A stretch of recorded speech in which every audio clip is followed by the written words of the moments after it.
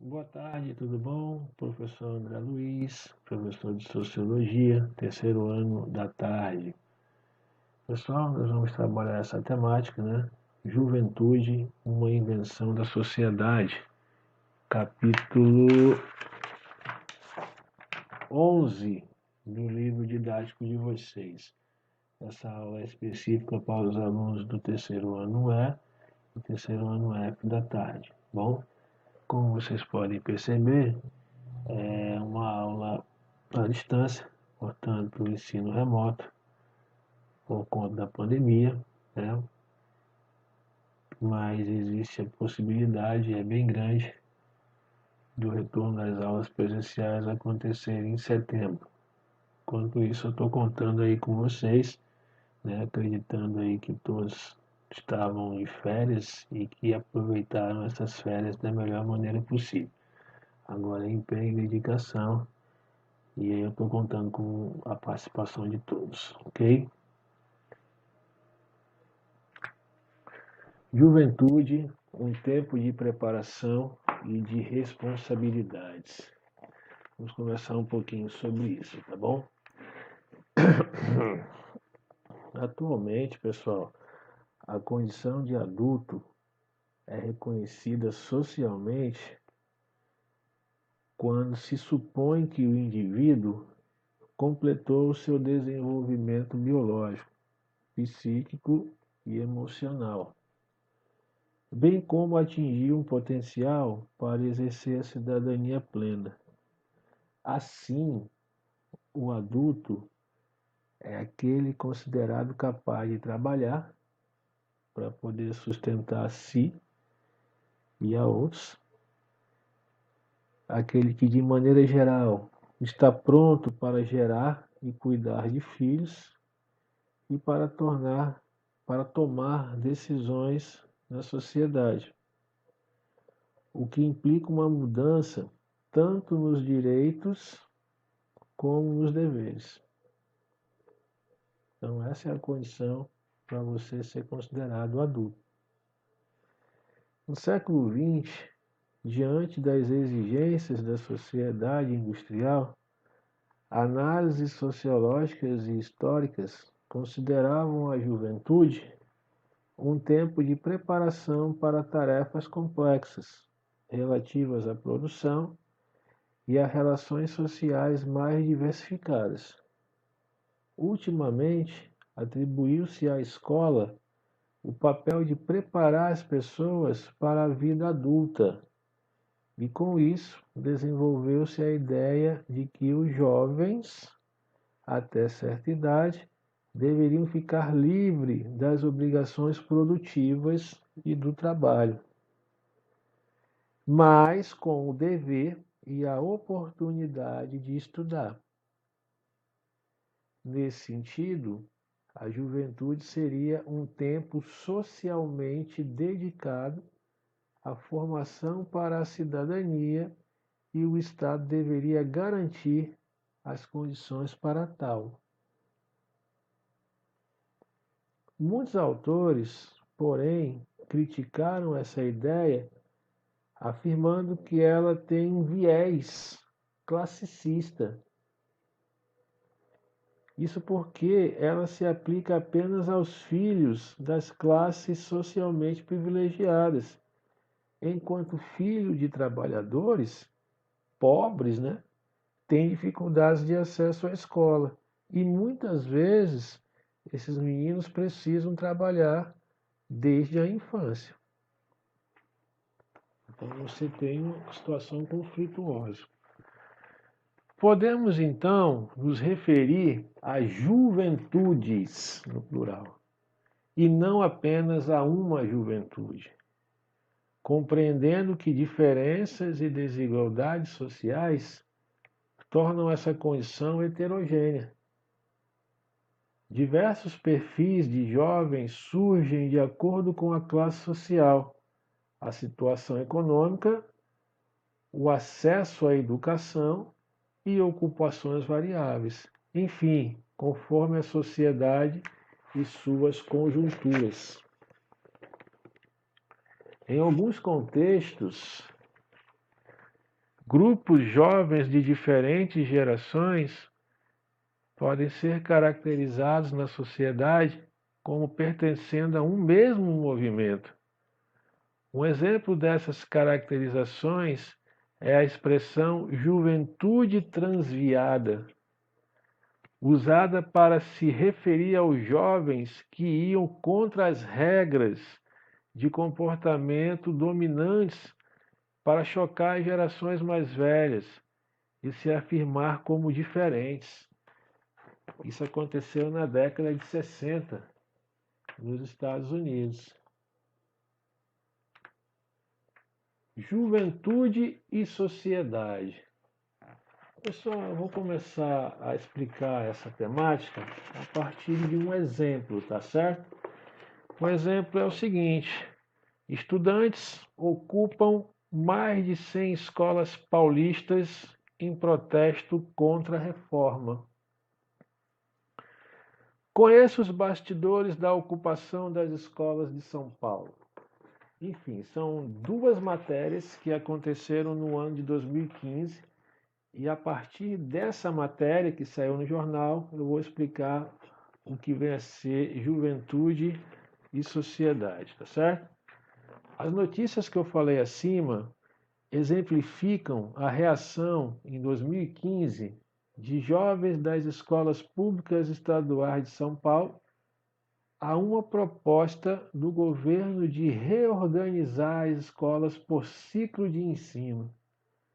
Eles se sentiram prejudicados porque não foram consultados a respeito do processo que resultaria, entre outras coisas, no fechamento de escolas. O movimento organizado por estudantes do ensino médio realizou diversas manifestações e ocupou as escolas, substituindo as aulas regulares por atividades extracurriculares e aulas abertas, a fim de pressionar para que a proposta não se concretizasse. Esse poder dos alunos é um exemplo de ação política em prol dos direitos da juventude. Do ponto de vista sociológico, conflitos de diversas ordens vivenciados pela juventude refletem as contradições presentes na vida pública das sociedades. Por ser uma força social, a juventude tem o potencial de abraçar causas que lhe chamam a atenção e com as quais se identifica. Também a juventude se atribui a condição de ser percussora da contracultura, fenômeno contemporâneo que congrega manifestações de grupos que questionam e rejeitam valores e práticas de uma cultura dominante. Exemplo marcante de mobilização nesse sentido foram as manifestações estudantis de maio de 1968 na França, que deflagraram uma série de protestos e revoltas, surgido em reação à política educacional do governo francês. O movimento acabou questionando todas as demais esferas da ordem instituída na época. Apesar de sua repercussão, que chegou ao Brasil influenciando jovens que contestavam o regime militar então vigente, o movimento de maio de 1968 foi efêmero, sufocado pela repressão aos protestos. Movimentos contraculturais posteriores trouxeram novos métodos para garantir sua longevidade, criando uma identidade forte no campo da expressão e, de modo geral, evitando a partir para um enfrentamento físico e direto às instituições. Exemplo disso são os movimentos punk e hip hop, formados a partir da segunda metade dos anos 70. O movimento punk desenvolveu-se nos Estados Unidos e na Inglaterra, contrapondo-se só a um tipo de cultura dominante, mas também a ideia de não violência e ao otimismo hippie, outro movimento de contracultura, surgido alguns anos antes. Os jovens punks acreditavam que o sistema estava em geral errado e era preciso não depender dele. O enfrentamento a tudo o que era visto como estabelecido aparecia também na imagem, com cortes de cabelo como moicano, tatuagem e piercings. O mote "Faça você mesmo" se expressava na música, com letras sucintas e impactantes, acompanhadas de melodia e harmonia extremamente simples, que poderiam ser tocadas e cantadas por qualquer um. No Brasil, esse movimento chegou por meio de jovens da periferia das grandes cidades, sobretudo São Paulo e Brasília, tornando-se também uma forma de expressão e luta contra a ditadura militar, que ainda vigorava no país na década de 70 e na primeira década de 80. Enquanto ao punk aderiam principalmente jovens brancos de classe média e média baixa, formava-se na mesma época entre jovens afrodescendentes nos Estados Unidos o hip hop. O movimento hip hop fundava-se no rap como expressão musical, no break como dança e no grafite como expressão visual. Sentindo-se excluídos da cidade, discriminados e pouco representados, os membros desses movimentos tinham, por meio dessas expressões artísticas, o objetivo de se apropriar da cidade. O rap pode ser feito em qualquer espaço e frequentemente era feito nas ruas. O break é uma dança de rua. O grafite é uma marca de existência e visibilidade em meio a uma cidade que marginaliza e exclui os jovens negros e de baixa renda.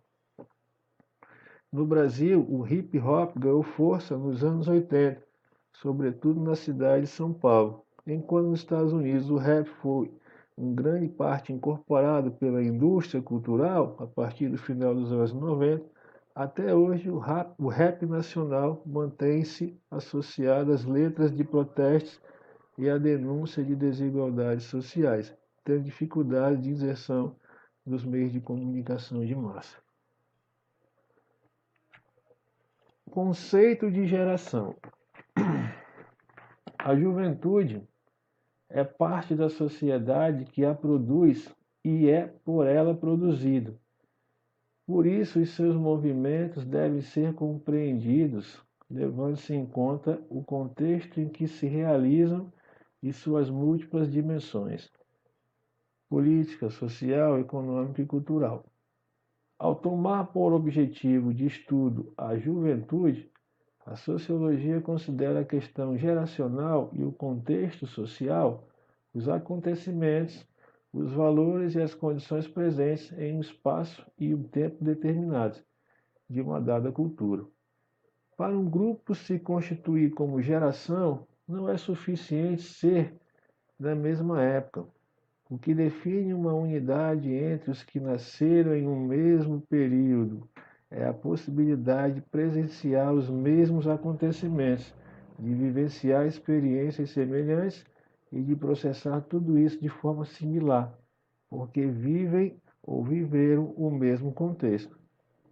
No entanto, segundo o pensamento do cientista social português José Machado Paz, há maneiras diferentes de se olhar a juventude, fazendo uso da sociologia. Para a socióloga Maria Alice Forrage, o conceito de geração tem uma dimensão relacional, pois se refere a grupos sociais em mútua aprendizagem, que repassam e recebem costumes e hábitos, mas também compartilham experiências. Mesmo assim, é possível falar em conflitos de gerações, fenômenos presentes nos comportamentos que se diferenciam, nas atitudes de oposição e recusa, na afirmação de estilos de vida que se redefinem pela convivência entre jovens e adultos, nos planos individual, institucional e social. Pessoal, eu vou ficando por aqui e na próxima aula, seja ela remota ou presencial, a gente continua a falar sobre essa temática, beleza? Então eu queria agradecer a participação de vocês e todos fiquem com Deus.